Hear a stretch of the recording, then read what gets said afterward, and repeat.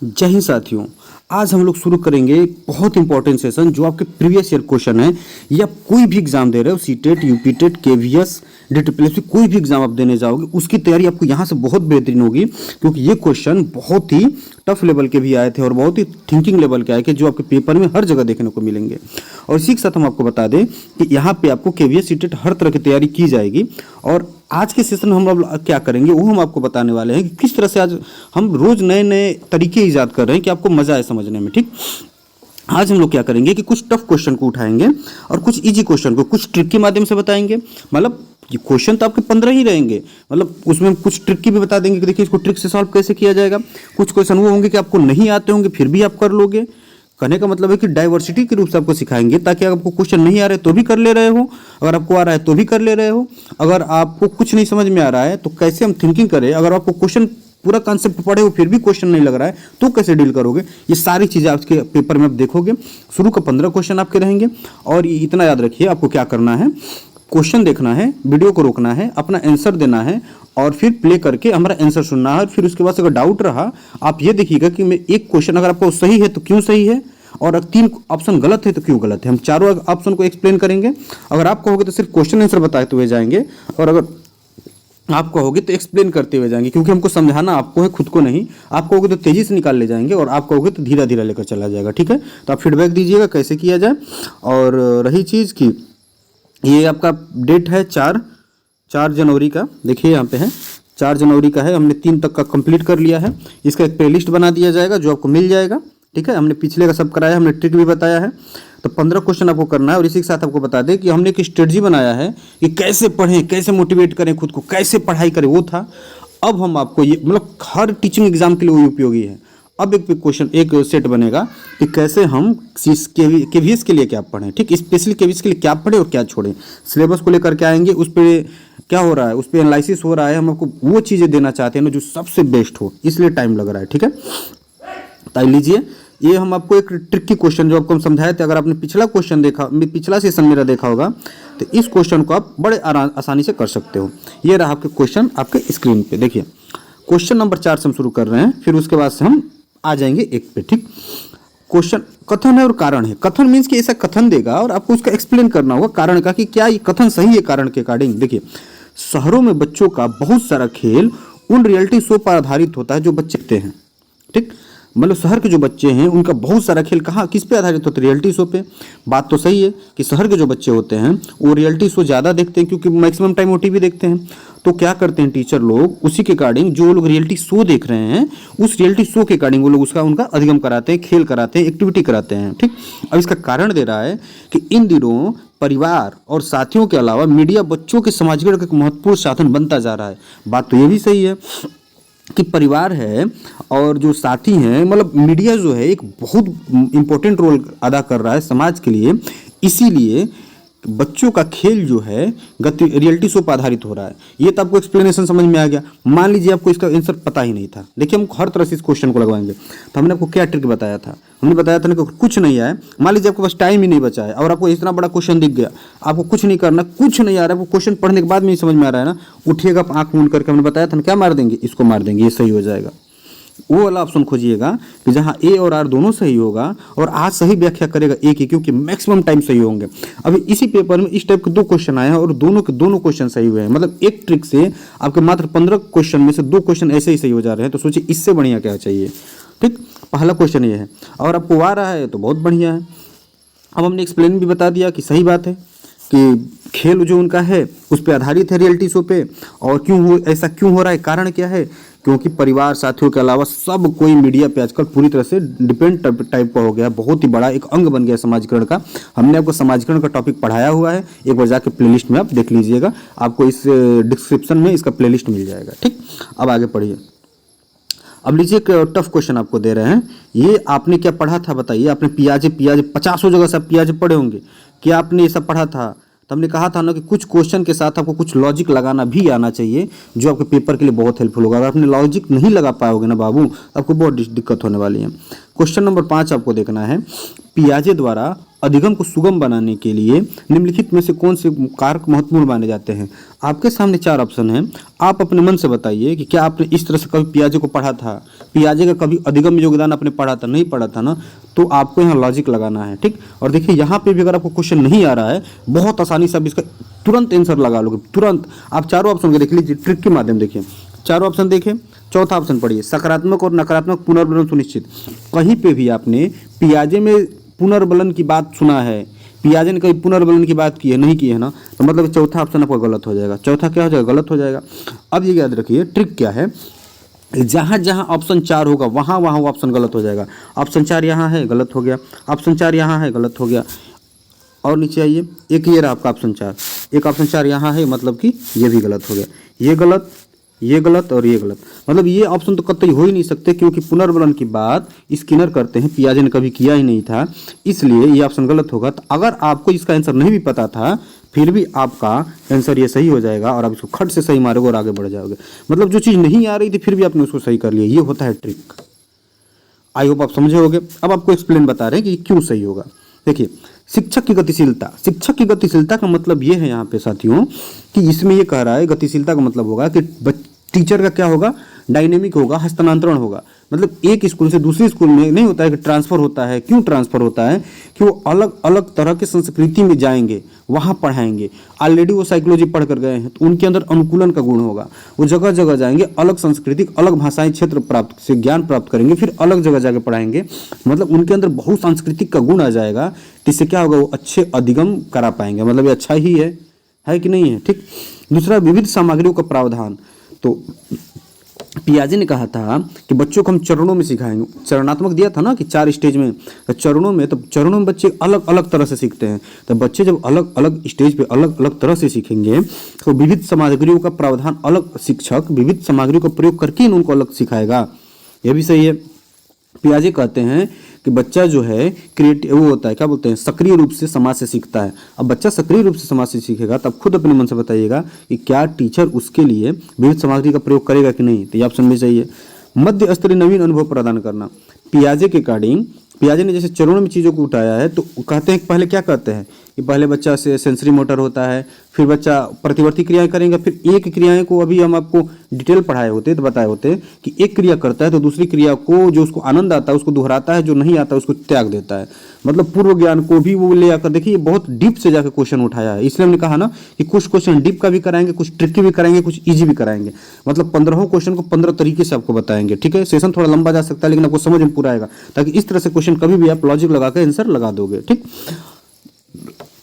पिछले ज्ञान से जोड़ करके इस ज्ञान में आपको एडजस्ट कर लेगा। मतलब समझ लीजिएगा जैसे मूर्त चिंतन वो कर रहा है, जिस चीजों को नहीं देख रहा है वो कर रहा है, अब मूर्त चिंतन कर रहा है, और फिर जब अमूर्त करेगा तो क्या वो मूर्त की चीजों पे ही ना डिस्कस करेगा? मतलब पूर्व के ज्ञान के आधार पे ही ना अमूर्त चिंतन करने लगेगा। आप खुद बताइए, किसी मान लीजिए उसको पानी का कंसेप्ट है कि पानी को देख करके कह रहा है कि पानी है, उसके बाद से जब उसकी अमूर्त चिंतन की योग्यता उसके अंदर आएगी तो क्या करेगा बच्चा कि हाँ, उसको वो जान जाएगा कि इसमें हाइड्रोजन भी है और गैस वो है, ऑक्सीजन भी है। तो जब तक वो पानी नहीं जाना होगा तो फिर हाइड्रोजन और ऑक्सीजन को कैसे जानेगा बाबू? मतलब पूर्व ज्ञान को आधार पे हो रहा है। तो मतलब ये ऑप्शन भी आपका सही होगा। तो इस तरह से आपका चौथा गलत हो जाएगा, क्योंकि पुनर्बलन की बात कहीं पियाजे ने किया ही नहीं था। ठीक, अब आई होप आप समझ गए होगे कि हमने ऐसा क्यों कहा। ठीक, अब हम आते हैं क्वेश्चन नंबर 1 से। अब आप समझ गए होगे कि हम क्यों इस तरह से कोई शुरुआत करते हैं, ताकि इंटरेस्टिंग भी लगे और मज़ा भी है। अब बताइए कि बाबू आपको सेशन पसंद आ रहा है? अब सेशन पसंद में आ रहा है तो जल्दी जल्दी सबके पास शेयर कर दीजिए तो एक बार, और अपना आंसर देते रहिए। ठीक है, शेयर करिए, जल्दी करिए, शेयर करिए। चलिए, आपका क्लास तो हम नहीं रुकेंगे शेयर के चक्कर में, भले हमारा शेयर मत करो लेकिन आपका क्लास होता रहेगा। क्वेश्चन नंबर 1 पॉज करिए, अपना आंसर दीजिए। चलिए, आपके क्वेश्चन और आंसर। निम्नलिखित में से कौन सा स्थूल कौशल के उपयोग का एक उदाहरण है? हमने आपको पढ़ाया था एक स्थूल कौशल होता है, मतलब कि ग्रॉस स्किल होता है, एक मोटर क्या बोलते हैं फाइन स्किल होता है। ग्रॉस मतलब स्थूल हो गया और फाइन मतलब कि क्या बोलते हैं सूक्ष्म गति कौशल हो गया। सूक्ष्म गति कौशल या फिर फाइन मोटर स्किल का मीन्स से होता है दोस्तों कि बच्चा मतलब पहले छोटी छोटी एक्टिविटी कर रहा है। फाइन मतलब कि बहुत बारीकी से कोई काम कर रहा है, जैसे सुई में धागा डालना, ये उसका क्या है, फाइन मोटर स्किल हो गया है कि छोटी चीज़ों को कर ले रहा है, एकदम बारीक चीज़ों को कर ले रहा है। और स्थूल में क्या होता है कि बड़े बड़े अंगों के साथ बड़ा बड़ा कार्य कर ले रहा है, छोटी काम नहीं कर पा रहा है। मतलब ज़्यादा आयतन, क्षेत्रफल या फिर ऐसा काम कर रहा है जो ग्रॉस लेवल पे बहुत सारे अंग या पूरा एक अंग उसमें इस्तेमाल हो रहा है। देखिए ध्यान दीजिएगा, सूक्ष्म का मतलब कि पूरा अंग इस्तेमाल हो जा रहा है, और ग्रास का मतलब कि पूरे अंग की एक छोटी सी पार्ट उसमें इन्वॉल्व हो रही है। जैसे सूक्ष्म में हो जाएगा कि पूरा हाथ इन्वॉल्व होगा, पूरा पैर इन्वॉल्व होगा, या का सॉरी स्थूल में होगा कि आपका पूरा पैर और पूरा हाथ इन्वॉल्व हो जाएगा। ठीक, अगर कहीं हम गलती से बोल दिए हों तब दोबारा सुन लीजिए कि स्थूल में होगा कि पूरा हाथ या पूरा पैर इन्वॉल्व हो जाएगा, तो वो स्थूल कौशल हो गया। और सूक्ष्म में क्या होगा कि इसमें सिर्फ मान लीजिए कि हाथ नहीं, पूरा हाथ नहीं, एक दो उंगली बस इन्वॉल्व होगी, मतलब छोटे लेवल पर होगी, इसलिए इसको सूक्ष्म कहा जाता है। अब आपको आंसर आराम से कर लोगे कि कौन सा क्वेश्चन क्या पूछ रहा है आपका कि कौन सा स्थूल कौशल का उपयोग का एक उदाहरण है। स्थूल कौशल के उपयोग का पहला ऑप्शन, एक पैर पर संतुलन करना। बच्चा एक पैर पर संतुलन कर रहा है, क्या ये सूक्ष्म है कि स्थूल है, आप बताइए। दूसरा, एक मटर को उंगलियों से दबाना। देखिए हमने कहा ना कि उंगली का यूज कर रहा है, पूरे हाथ का यूज नहीं कर रहा है। जब एक उंगली से दबा रहा है तो इसका यहाँ पे क्या हो जाएगा, उंगली से दबा रहे तो क्या हो जाएगा बाबू, यहाँ पे आपका हो जाएगा हमने क्या बताया, फाइन यानी कि सूक्ष्म कौशल। किताब के पन्ने पलटना, किताब के पन्ने भी आप एक दो उंगली से पलट दोगे कि नहीं पलट दोगे, पलट दोगे ना, मीन्स यहाँ पे भी क्या हो रहा है, सूक्ष्म हो रहा है। मतलब फाइन समझ लीजिए कि फाइन को सूक्ष्म बोला जाता है, कि फाइन मोटर इसके लिए यहाँ पे भी है, फाइन मोटर इसके लिए यहाँ पे भी है। पेंसिल पकड़ना, हमने कहा ना कि यहाँ पे भी उंगलियों का सिर्फ यूज हो रहा है, पूरे हाथ सब पेंसिल नहीं पकड़ते हो, सिर्फ उंगलियों से पकड़ते हो। तो ये भी अब ध्यान दीजिएगा, ये भी आपका हो गया सूक्ष्म, ये भी सूक्ष्म और ये भी सूक्ष्म। तो बचा कौन सा, एक बचा। तो एक पूरे, हमने कहा ना कि पैर पर संतुलन करना, हमने क्या कहा कि पूरा अंग इन्वॉल्व होगा, तो वहां पे क्या हो जाएगा बाबू, स्थूल हो जाएगा। आई होप अब आप समझ चुके होंगे, बहुत अच्छा। देखिए ये क्वेश्चन बहुत बढ़िया है, बहुत बेहतरीन क्वेश्चन है, मतलब ये इजी भी है। विकासात्मक परिवर्तन किसका परिणाम है, कि जो डेवलपमेंट होता है, डेवलपमेंटिक का चेंज होता है, वो किसका परिणाम होता है। ऑप्शन दे रहा है अनुवांशिक और पर्यावरणीय परिस्थितियों का अनुसार। आप भी जानते हो, देखिए ट्रिक से समझिएगा, एकदम ट्रिक लीजिए, ट्रिक नहीं आ रहा है क्वेश्चन, ट्रिक पढ़िए। आपने नहीं पढ़ा है बाल विकास, ट्रिक पकड़िए। क्या कभी किसी भी बच्चे का विकास केवल क्या बोलते हैं, केवल अनुवांशिक से हो सकता है। केवल अनुवांशिकता से मतलब सिर्फ माँ बाप से, जो आप खुद बताइए, खूब बढ़िया किस्म का बीज ला दोगे। अनुवांशिकता मतलब क्या होगा, बीज ही हुआ ना, ये खूब बढ़िया जो हमको हमारे पेरेंट्स से मिला होता है, तो खूब बढ़िया किस्म का बीज ला दोगे, अगर उसका एनवायरनमेंट बढ़िया नहीं मिला तो क्या वो बीज कभी उग पाएगा, नहीं उग पाएगा। बढ़िया खेती, बढ़िया उर्वरक, बढ़िया पानी, अनुकूल परिस्थिति, अनुकूल वातावरण होगा तभी न उगेगा, नहीं तो वो वैसे ही पड़ा ही रह जाएगा, सड़ जाएगा। मतलब अच्छे बीज के लिए अच्छा एनवायरनमेंट भी चाहिए। और चीज़ समझिएगा, अच्छा एनवायरनमेंट ही आप दे दो और आपका बीज ही लो क्वालिटी का है तो वो भी सर्वाइव नहीं कर पाएगा। मतलब अनुवांशिकता भी ठीक होनी चाहिए और वातावरण भी ठीक होना चाहिए। तो क्या दे रहा है, किसी वस्तु केवल अनुवांशिकता नहीं विकास नहीं करा सकता। अब आप आराम से छाट लोगे, केवल सामाजिक सांस्कृतिक, ये पर्यावरण एनवायरनमेंट की बात कर रहे थे, केवल वातावरण नहीं करा सकता, केवल अनुवांशिकता नहीं, केवल पर्यावरण नहीं। यहाँ पे दिया न तो वंशानुगत और न ही पर्यावरण, ये तो हंसी वाली बात होगी। बिना अनुवांशिकता का और बिना पर्यावरण का कभी किसी का विकास हुआ है जी। तो हमें क्या चाहिए, दोनों चाहिए। तो ऑप्शन खोजिए दोनों में कौन सा है। ये देखिए ऑलरेडी आपका ये गलत हो गया, गलत हो गया, गलत हो गया। अगर आपको क्वेश्चन नहीं भी आ रहा था तो आप खुद देखिए कि अनुवांशिक और पर्यावरणीय परिस्थितियों का अनूठा संयोजन, मतलब अनुवांशिकता मतलब माता पिता से जो अच्छा बीज मिलेगा वो भी, और जिस तरह से हम लोग का माहौल मिलेगा वो भी, ये दोनों तय करेगा कि हमारा विकासात्मक परिवर्तन किस तरह से हुआ है। Very good. चलिए हम जानते हैं आप लोग का आंसर सही आ रहा है, फिर भी हम आपसे उम्मीद करेंगे कि आप लोग कमेंट करिए और बताइए। क्वेश्चन नंबर 3 है आपका, क्वेश्चन को रोकिए और आंसर दीजिए। सबसे बहुत इजी क्वेश्चन है। 2 वर्ष से 6 वर्ष की अवधि को क्या कहा जाता है। तेजी से करिए, खत्म करते हैं। हमने आपको 20 बार पढ़ाया था कि 0 से 2 नहीं बोलना है, जन्म से 2 बोलना है। जन्म से 2 वर्ष शैशवावस्था, फिर 3 से 6 वर्ष पूर्व बाल्यावस्था। क्या चीज़, पूर्व बाल्यावस्था। तो यहाँ पे देखिए एक बार इंग्लिश में देख लीजिएगा क्या दिया है, अर्ली चाइल्डहुड, पूर्व बाल्यावस्था। तो पूर्व बाल्यावस्था कहाँ है बाबू, आराम से दिख रहा है, ये हो गया, खत्म, आंसर मिल गया। आगे बढ़िए। ये चौथा कराही दिया था, 5वां कराही दिया था बहुत बढ़िया तरीके से। छठा पाइए, छठा का आंसर दीजिए आप। किस स्तर पर बच्चों में अपने आसपास की दुनिया के बारे में एक जीववादी दृष्टिकोण होता है। ध्यान दीजिएगा, यहाँ पे हो रहा है कि बच्चे में जीववाद का, क्वेश्चन की कितना भी घुमाए, एक लाइन में आपको क्या पकड़ना है। क्वेश्चन में पूछ कर रहा है, क्वेश्चन पूछ रहा है जीववाद, लेकिन आपको पढ़ना, देखिए हम मैच्योर है तो हम पकड़ लेंगे, लेकिन आप लोगों को पूरा क्वेश्चन पढ़ना है। किसी स्तर पर बच्चों में अपने आसपास की दुनिया में एक जीववादी दृष्टिकोण ये होता है, वे मानते हैं कि पेड़ पौधे और चलते हुए बादलों और लुढ़कते हुए पत्थरों की मंशाएं और इरादे हो सकते हैं। क्या कह रहा है, जीववाद का मतलब समझिए। एनिमिज्म का मतलब क्या होता है, पियाजे ने कहा था कि बच्चे को हर चीज़ जीवित लगती है, उसके सामने आप गुड़िया रख दोगे, डॉल रख दोगे तो क्या करेगा, उसको लगेगा ना, उसको क्या लगेगा, उसको ये लगेगा कि वो जिंदा है। उसको नहीं कहते हैं बाबू गुड़िया को खाना खिला दो, बाबू गुड़िया को सुला दो, मीन्स उसको लग रहा है कि वो भी जीवित है, उसको भी खाता होगा, वो भी सोता होगा। आप देखते हो कि कहीं रास्ते वो साइकिल पर बैठा कर ले जा रहे हो, या फिर वो खेल रहा है अपनी वॉकर में खेल रहा है, किसी भी चीज़ में वो गिर गया, ठीक, या फिर किसी भी चीज़ से चोट लग गई, तो हम लोग क्या करते हैं, दरवाजे से ही चोट लगे तो हम लोग क्या करते हैं, मारते हैं दरवाजे को, मारो दरवाजे को, मारो मारो, मेरे बाबू को मारा है। तो उसको क्या लगेगा कि ये दरवाजा भी जिंदा है, उसको भी चोट लग रही है, तो चुप हो जाता है। मतलब कहने का मतलब है कि वो हर चीज़ को जीवित समझता है। ये बच्चे के किस उम्र में आता है, ये हमने आपको बहुत बेहतरीन तरीके से अवस्थाओं में पढ़ाया है। वो आपको डिस्क्रिप्शन में आपको लिंक मिलेगा, आप जाकर देख लीजिए अगर नहीं पढ़े होगे तो। बाकी यहाँ पे क्या आंसर हो जाएगा, पूर्व संक्रियात्मक अवस्था। हमने आपको बताया है कि पूर्व संक्रियात्मक अवस्था का एक बहुत इंपॉर्टेंट गुण क्या होता है, जीववादी दृष्टिकोण होता है। क्या होता है बाबू, जीववादी दृष्टिकोण होता है। आई होप आप समझ गए होंगे। चलिए अगले क्वेश्चन पे, क्वेश्चन नंबर 7। कितना सही हो रहा है आप लोगों का, सही हो रहा है कि नहीं हो रहा है बताइए। क्वेश्चन मज़ा आ रहा है, अगर मज़ा आ रहा है तो बाबू क्लास को शेयर करिए और भी लोगों को जोड़ने की कोशिश करिए। मतलब मेरी इच्छा है कि आप ऐसा करें, बाकी आपकी इच्छा। किसके सिद्धांत में भाषा बच्चों के संज्ञानात्मक विकास में एक बहुत मूल भूमिका निभाती है। देखिए ये क्वेश्चन बहुत बढ़िया है, अगर आप दे दो आंसर तो बहुत अच्छा रहेगा। किसका सिद्धांत ये बोलता है कि भाषा बच्चों के संज्ञानात्मक विकास में, बच्चों के, देखिए बात आ गई संज्ञानात्मक विकास। देखिए कैसे आप ऑप्शन को एलिमिनेट कर, आपको नहीं भी आता है तो एलिमिनेट कर लोगे, नहीं भी आता है तो एलिमिनेट कर लोगे। क्या कह रहा है कि संज्ञानात्मक विकास, तो संज्ञानात्मक विकास की बात कौन कौन करता है, वहां से ही चीजें खत्म, आधी तो चीजें खत्म हो जाएंगी। बताइए क्या कोहलबर्ग संज्ञानात्मकता की बात करते हैं, नहीं करते हैं, ये नैतिकता की बात करते हैं। हार्वर्ड गार्डनर ने 10 मतलब एनसीईआरटी के अकॉर्डिंग 8 और कुल 10-11 इन्होंने बुद्धि पे काम किया है, संज्ञानात्मकता की बात आई ही नहीं है। तो बच गए दो, एक जीन पियाजे और एक लेव वाइगोत्स्की।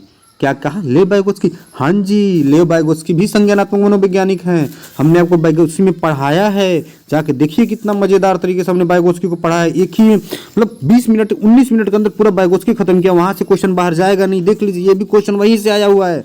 इसके पिछले पेपर में भी मैंने सॉल्व कराया था, वाइगोत्स्की से जो क्वेश्चन आया वो हमने सॉल्व कराया। यहाँ देखिए संज्ञानात्मक विकास में महत्वपूर्ण भूमिका निभाते हैं। हमने क्या कहा था, लेव वाइगोत्स्की क्या कहते हैं, ये कहते हैं, जैसा भाषा को उठा लीजिए, एक देखिए भाषा दिया ही है, भाषा में क्या कहता है, जीन पियाजे, देखिए हमने क्या कहा था, जीन पी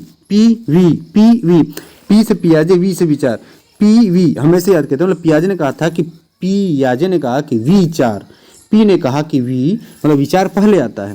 पियाजे ने क्या कहा था कि विचार पहले आता है, अब विचार पहले आएगा और भाषा बाद में आती है। और वाइगोत्स्की को देखिए लोग, हम देखें कई टीचर गलत पढ़ा देते हैं। वाइगोत्स्की ने कहीं नहीं कहा है कि पहले भाषा आती है फिर विचार आता है, नहीं, उन्होंने कहा है कि शुरू में दोनों स्वतंत्र होते हैं। हमने वहाँ पे भी बताया था कि शुरू में दोनों भाषा और विचार स्वतंत्र होते हैं और एक समय के बाद दोनों मर्ज हो जाते हैं। और वाइगोत्स्की का अगला कोटेशन फिर है, हमने लिखवाया हुआ है, ध्यान दीजिएगा कि लैंग्वेज संज्ञानात्मक विकास में, बच्चों के संज्ञानात्मक विकास में एक बहुत ही महत्वपूर्ण भूमिका निभाती है। ये हमने आपको वाइगोत्स्की में पढ़ाया हुआ है, यकीन नहीं होगा तो जाकर देख लीजिएगा। मीन्स कि आपको क्वेश्चन सारे वहीं से मिलेंगे जो हमने पढ़ाया हुआ है। ठीक, अब आपको आगे नेक्स्ट क्वेश्चन नंबर 8। वाइगोत्स्की के अनुसार बच्चे किस प्रकार सीखते हैं। एक और क्वेश्चन वाइगोत्स्की से, सबसे इजी क्वेश्चन आप आराम से कर दोगे। देखिए नहीं भी आ रहा है, तेजी से चलते हैं इस क्वेश्चन में, नहीं भी आ रहा है जो इजी क्वेश्चन है तेजी से। प्रतियोगिता के बाद कभी कोई नहीं करता, हटाइए। पुरस्कार के बाद ये वाइगोत्स्की नहीं करते हैं। उद्दीपन अनुक्रिया के बाद वाइगोत्स्की नहीं करते हैं। तो बचेगा क्या, साथियों से, हमने क्या कहा था, सामाजिक अधिगम सांस्कृतिक अधिगम।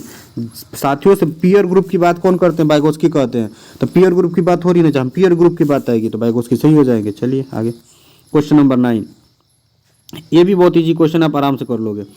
एक बाल केंद्रित कक्षा में बच्चे, ये बहुत बस सोचिए, लॉजिक लगाइए, सब चीज़ हटा दीजिए, लॉजिक लगाइए। बाल केंद्रित कक्षा में बच्चे क्या नकलची होंगे, नहीं, गलत। ज्ञान के निर्माण में सक्रिय रूप से लगे हुए हैं, ऑप्शन तो सही लग रहा है। आगे देखिए, ब्लैक बोर्ड से उत्तरों की प्रतिलिपि बनाएंगे, ना बाबू गलत है। केवल निष्क्रिय श्रोता, नहीं, ये भी गलत है।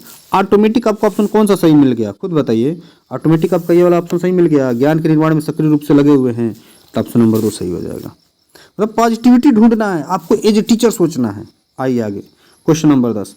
ये अच्छा क्वेश्चन है, इसको आपको सॉल्व करना है। लीजिए आप आंसर दीजिए। बहुत जल्द हम लोग आज 10 क्वेश्चन पे आ गए हैं। निम्नलिखित में से कौन सा सही सुमेलित युग्म है, सही सुमेलित युग्म कौन सा है।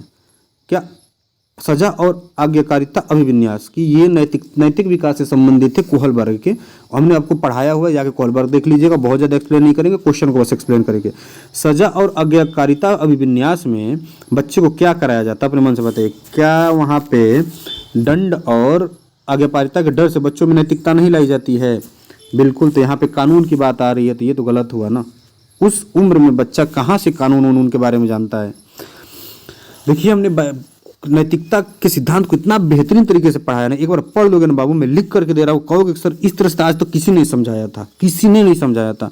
इतने बढ़िया से हमने उसको दिखाया कि कौन सा गुड गर्ल गुड बॉय वाला है, कौन सा टिट फॉर टैट वाला है, खूब बढ़िया समझेंगे। तो वही यहाँ पे आया है, इतना बढ़िया हमने समझाया कि आप लोग गलत कर ही नहीं सकते हो। जो हमारे बच्चे होंगे नहीं गलत करेंगे। देखिए, अच्छा लड़का अच्छा लड़की, ध्यान दीजिएगा।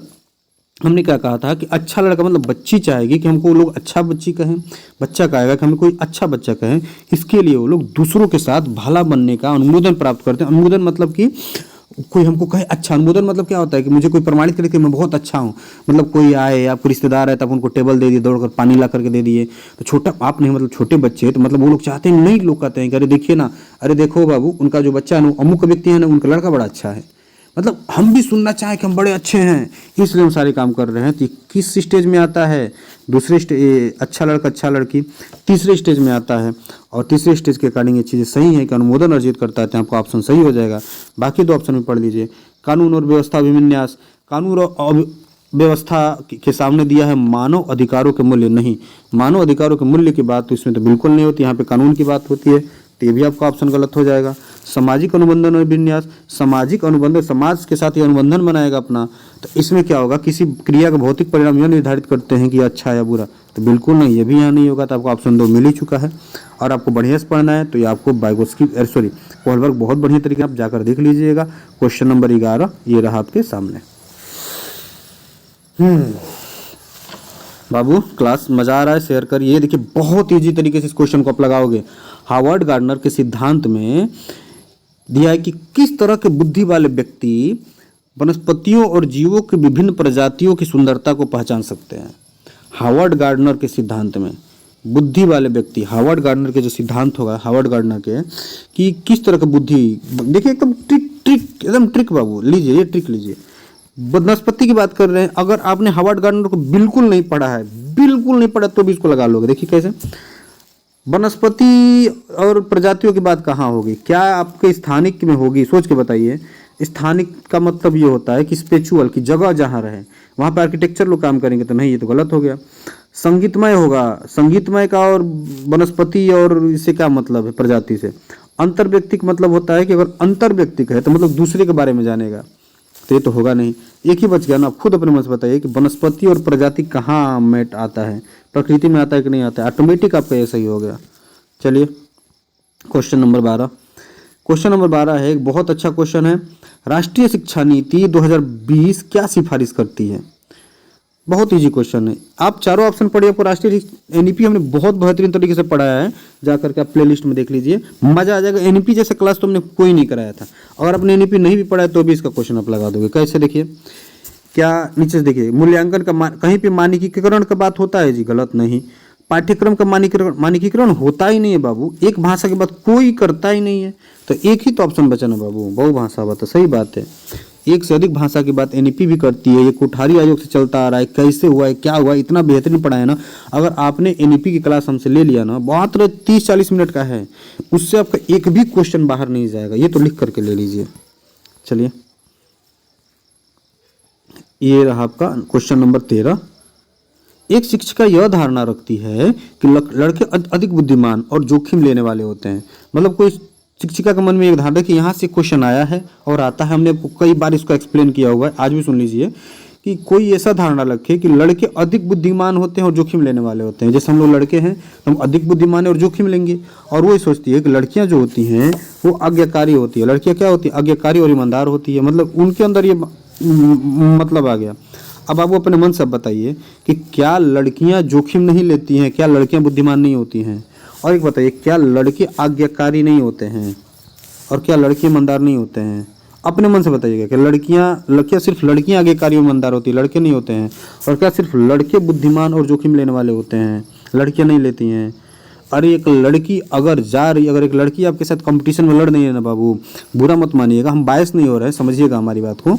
अगर एक लड़की आपके यहाँ आपके साथ पेपर दे रही है ना, तो समझ लीजिए कि वो सिर्फ और सिर्फ पेपर से कंपटीशन नहीं लड़ रही है, आपसे कंपटीशन नहीं लड़ रही है। वो समझ लीजिए ना कि वो पहले अपने घर से लड़कर आई है, फिर समाज से लड़ी है, फिर वो आपसे कंपटीशन लड़ रही है, ठीक।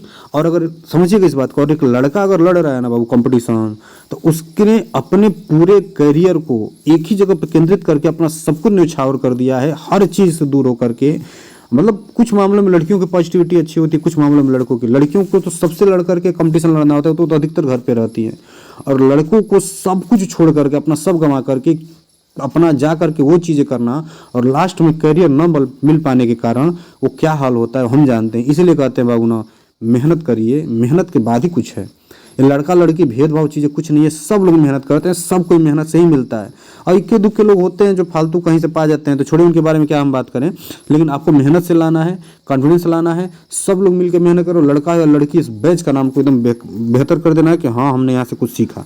आप अपने मन से बताइए, आते हैं क्वेश्चन पे कि ये तो मतलब कोई भी ऐसा सोच रखेगा, हम मान लीजिए हमने भी ऐसा सोच रखा, तो ये क्या हो जाएगा। हम क्या, यहाँ समानता की बात हो रही है जी बाबू, आप अपने मन से बताइए, समानता की बात हो रही है, नहीं तो गलत हो गया।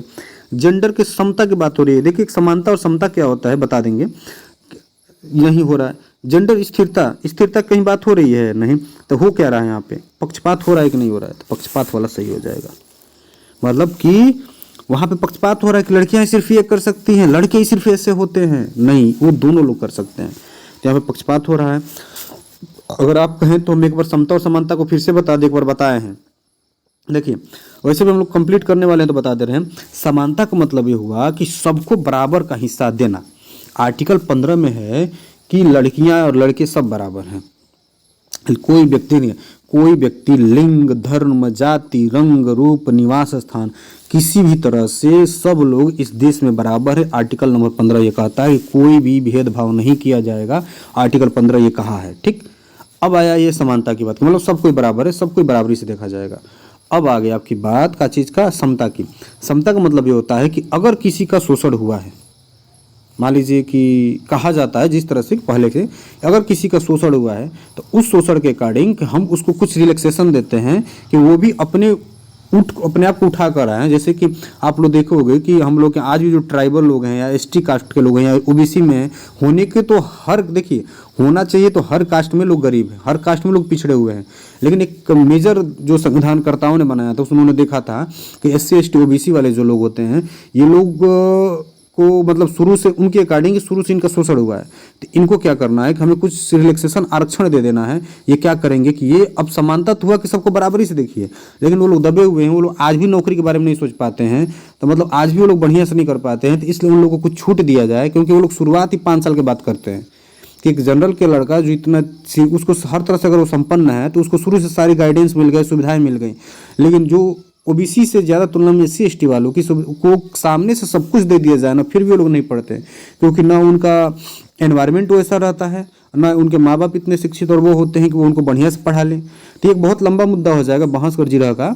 कहने का सेंस ये है कि उनको इस तरह की चीज़ें उपलब्ध कराना, इतना ज़्यादा छूट देना ताकि वो लोग भी बराबरी में आ सकें। क्योंकि आप भी जानते हो कि एक घर के 4 पिलर होंगे ना, तो चारों को मजबूत होना पड़ेगा, तभी देश आगे बढ़ेगा। तो उनको बराबरी में लाने के लिए हम लोग समता देते हैं, उसी का नाम होता है रिजर्वेशन। आई होप आप समझ गए होगे इतना लंबा चौड़ा एक्सप्लेनेशन करने का। हम ना किसी के साथ हैं बाबू, ना हम खिलाफ है, बस इतना समझना है कि देखिए जनरल में भी लोग गरीब हैं, बात तो सही है, तो उसके लिए भी सरकार ने EWS ला दिया है। तो मतलब जो उस योग्य है उस योग्य उसके लिए काम होगा। चलिए हम तो यही जानते हैं ना बाबू को, देखिए कभी भी जाति के आधार पर किसी को रिजर्वेशन ना मिले तो उसकी आर्थिक स्थिति और उसके सिचुएशन के अकॉर्डिंग मिले। लेकिन इतना बड़ा देश और इतना ज़्यादा विविधताएं हैं ना कि क्या करोगे, नहीं कर पाओगे। मतलब एससी में भी कुछ लोग हैं जो अमीर हैं, वो भी उसका लाभ गलत उठाते हैं, और जनरल में भी कुछ लोग हैं जो गरीब है, वो बेचारे फंस जाते हैं। ओबीसी में भी ये कंडीशन है कि कोई अमीर है कोई गरीब है, तो सब कोई अपने अपने आप में परेशान है। लेकिन किया क्या जा सकता है आप लोग खुद जानते हो। चलिए क्वेश्चन नंबर 14 पे आते हैं। ये हमने कहा था ना कि बहुत ट्रिक से आप इसको कर लोगे। देखिए शिक्षकों को बच्चों का आकलन करने के लिए विभिन्न प्रकार की आकलन तकनीकों और विधियों का प्रयोग करना चाहिए। मतलब देखिएगा, बच्चों का आकलन करने के लिए विभिन्न प्रकार की आकलन तकनीकें और विधियों का प्रयोग करना चाहिए शिक्षकों को। क्यों करना चाहिए? कथन तो हो गया, सही बात है कि बच्चों का आकलन किया जा रहा है तो विभिन्न प्रकार की तकनीक का यूज किया जाएगा। कारण है कि कोई भी एक मूल्यांकन तकनीक बच्चे की प्रगति और विकास के क्षेत्रों के बारे में जानकारी देने में क्या नहीं है, सक्षम नहीं। सही बात है कि विभिन्न प्रकार के आकलन की तकनीकों का प्रयोग काहे करेंगे बाबू, क्योंकि कोई भी एक मूल्यांकन तकनीक बच्चे की प्रगति और विकास के बारे में कभी भी किसी एक कारण से, कोई एक आकलन से कभी भी किसी बच्चे की जानकारी नहीं हो पाएगी। तो आपका ऑप्शन हो जाएगा सही। कथन भी सही और कारण भी सही। हमने अभी कहा था ना, हमने ट्रिक जो बताया उससे आपको यहाँ 15 क्वेश्चन में 2 क्वेश्चन आए कथन कारण से, दोनों सही हुए कि नहीं। अगर आपको एक क्वेश्चन नहीं भी आ रहा है फिर भी आप उठाएंगे क्वेश्चन और मारेंगे ऑप्शन नंबर ए। नहीं आ रहा है क्योंकि सर ने कहा है कि नहीं आएगा तो इसी को मार देना। मैक्सिमम टाइम ये सही होता है। अब तक हमने 3-4 पेपर लगवा दिया, तीनों 4 पेपर में मैक्सिमम टाइम में सही रहा है ना। देखिए फ्री का नंबर आप उठा रहे हो। क्वेश्चन नंबर 15 आइए, आज का लास्ट क्वेश्चन। निम्नलिखित में से कौन सी स्थिति सीखने के लिए आकलन को नहीं दर्शाती है? सीखने के लिए आकलन को कौन सी स्थिति नहीं दर्शाती है? अपने मन से बताइए। इसमें आपको कुछ नहीं करना है, सिर्फ निगेटिव वर्ड ढूंढ लीजिए, बात ही खत्म। कि नहीं दर्शाती है मतलब वही सही होगा जो गलत होगा। छात्र सक्रिय रूप से सोचते हैं, ये तो आपका सही हो गया, ये सही हो गया, हटाइए। शिक्षक सीखने को सुसाधित करने के लिए रचनात्मक गुणात्मक प्रतिक्रिया कर देते हैं, सही बात है। रचनात्मक और गुणात्मक की बात हो रही है तो सही बात है। प्रदर्शन बढ़ाने के लिए छात्रों के बीच लगातार तुलना, देखिए हमने आपको टैग वर्ड में बताया था कि तुलना जहां लगेगा गलत हो जाएगा, यही ऑप्शन गलत है और ये गलत है इसलिए सही है। चौथा ऑप्शन देखिए रचनात्मक मूल्यांकन की बात हो रही है, स्व मूल्यांकन की बात हो रही है, तो सीखने के लिए आकलन रचनात्मक होगा ही, स्व मूल्यांकन होगा ही। हमने आपको आकलन भी बहुत बेहतरीन तरीके से, इतना बेहतरीन तरीके से आकलन पढ़ाया, एक बार जाकर पढ़ लीजिए। आप दुनिया का कोई भी टीचिंग का पेपर दे दीजिए ना, आप वहाँ से नंबर लाने में नहीं चूक सकते हो। बहुत एनालिसिस करके और बहुत बेहतरीन तरीके से आपको पढ़ाया है, ठीक है। तो ऑप्शन नंबर यहाँ पे 3 हो जाएगा सही। और इसी के साथ आपके 15 क्वेश्चन कंप्लीट हुए। अब आपको क्या करना है कि आपको अपना स्कोर बताना है कि आउट ऑफ 15 आपके कितने आंसर सही हुए हैं। और फिर हम लोग मिलेंगे एक नए सेशन के साथ, फिर इसके बाकी का 15 क्वेश्चन लेकर के। थोड़ा एक्सप्लेनेशन लंबा हो जा रहा है बाबू, क्योंकि हमने देखिए यहाँ से क्वेश्चन बने तो आपको क्वेश्चन छूटना नहीं चाहिए, इसी पर्पज से हम आपको इतना मेहनत करके पढ़ाते हैं। तो हम खुद क्या करते हैं, 15 क्वेश्चन 15 मिनट में हम नहीं खत्म कर देते।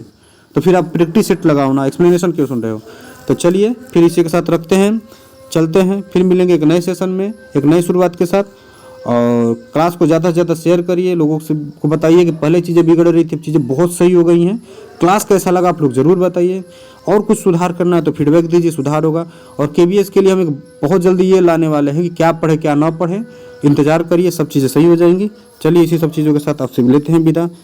चलिए धन्यवाद, जय हिंद।